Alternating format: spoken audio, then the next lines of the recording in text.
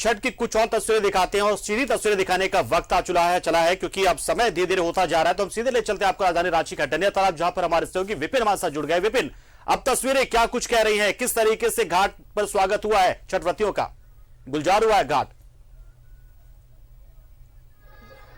जी देखिए पंकज, लोक आस्था के इस महापर्व में अस्ताचलगामी सूर्य को अर्घ देने के लिए अब धीरे धीरे छठ व्रतियों का आने का सिलसिला यहाँ पर शुरू हो चुका है। और जिस तरह से बात कही जा रही थी, जैसा पहले भी मैंने आपको कहा था, खुद राज्य के मुख्यमंत्री हेमंत सोरेन इसी छठ घाट में आकर अस्ताचलगामी सूर्य को अर्घ देंगे। उसको लेकर भी प्रशासनिक तैयारियां की जा रही है। खुद यहाँ पर रांची के सिटी एसपी समेत जो संबंधित थाना क्षेत्र के इंचार्ज है, उनकी मौजूदगी है और सुरक्षा की तैयारी का भी यहाँ पर आकलन किया जा रहा है कि किस तरह से छठ में जो विभिन्न छठ घाट है वो सुरक्षित रहे। साथ ही साथ क्योंकि मुख्यमंत्री का प्रस्तावित कार्यक्रम यहाँ पर है, मुख्यमंत्री आएंगे यहाँ पर अर्घ देने के लिए, उसकी तैयारियां भी चल रही है। इसके अलावा पंकज, अगर बात करूं तो मैं अपने सहयोगी राजेश से चाहूंगा कि वो दिखाएं कि किस तरह से छठ घाट में छठ व्रती जो है वो पहुंच चुके हैं अस्ताचलगामी सूर्य को अर्घ देने के लिए। देखिए ये विहंगम दृश्य यहाँ का है पंकज, और अब से कुछ देर के बाद यहाँ पर जो है बड़ी संख्या में छठ व्रती पहुंचेंगे अपने पूरे परिजनों के साथ। और जिस तरह से कहा जाए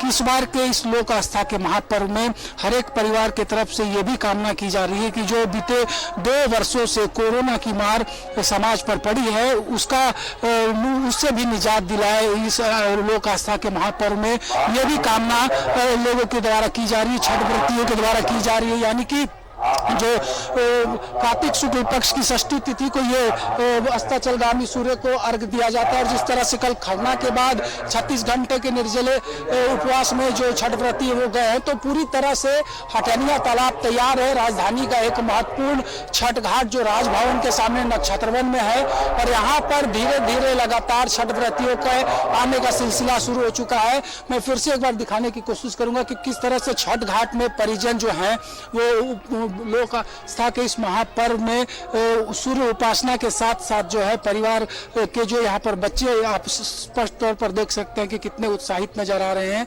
हालांकि ये जरूर पंकज देखने को मिल रहा है कि आमतौर पर इस वक्त तक जो यहाँ पर दृश्य हुआ करता था, जितनी संख्या में छठ व्रती यहाँ हुआ करते थे, उसके तुलना में अगर बात की जाए तो अभी तक वो उपस्थिति नहीं हो पाई है। किसके पीछे की एक बड़ी वजह ये भी है। एक सवाल जानना चाहूंगा और ये आपसे जुड़ा सवाल है, इसलिए क्योंकि देखिए आप लोग एक पत्रकार होने के नाते, एक रिपोर्टर होने के नाते आमतौर पर हमेशा आपने कवर किया। पिछले साल आप लोगों को कवर करने का मौका नहीं मिला क्योंकि छठ घाटों पर पाबंदियां थी कोरोना की वजह से। इस बार का अनुभव, क्योंकि आप लोग आज इस बार कवर कर रहे हैं, कितना अलग अनुभव हो रहा है और कैसी अनुभूति हो रही है वहां पर आपको?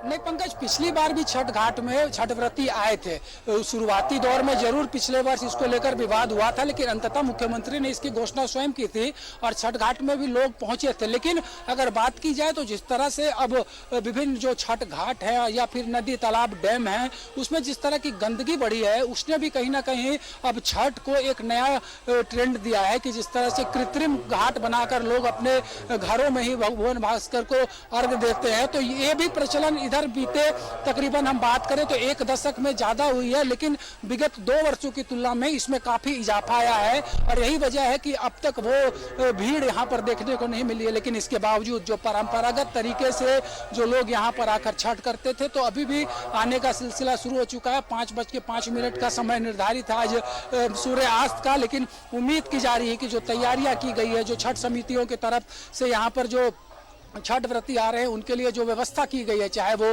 गंगा जल मुहैया कराने की बात करें, छठ पूजन की सामग्रियां उपलब्ध कराने की बात करें, सबसे बड़ी बात दूध उपलब्ध कराने की बात करें जिससे कि अर्घ दिया जाएगा, तो पूरी तैयारियों के साथ छठ की छटा इस घाट में साफ नजर आ रही है।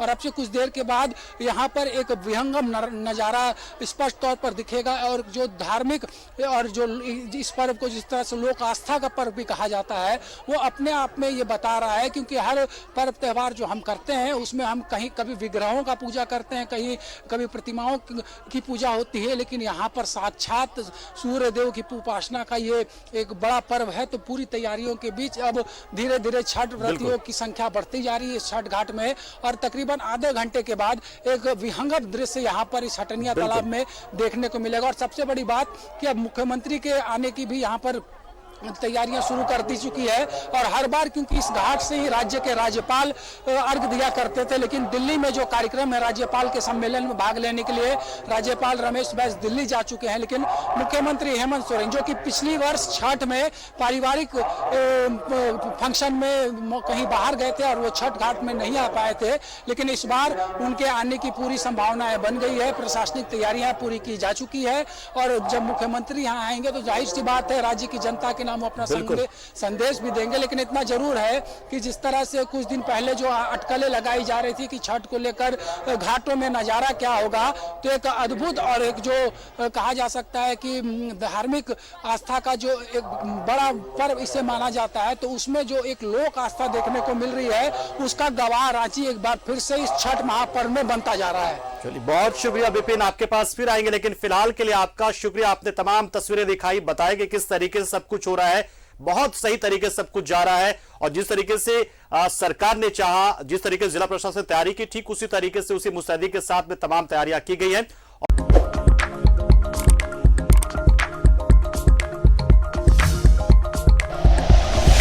Like and share videos, subscribe करें हमारा चैनल और प्रेस करें बेल आइकॉन। News 11 भारत, सच है तो दिखेगा।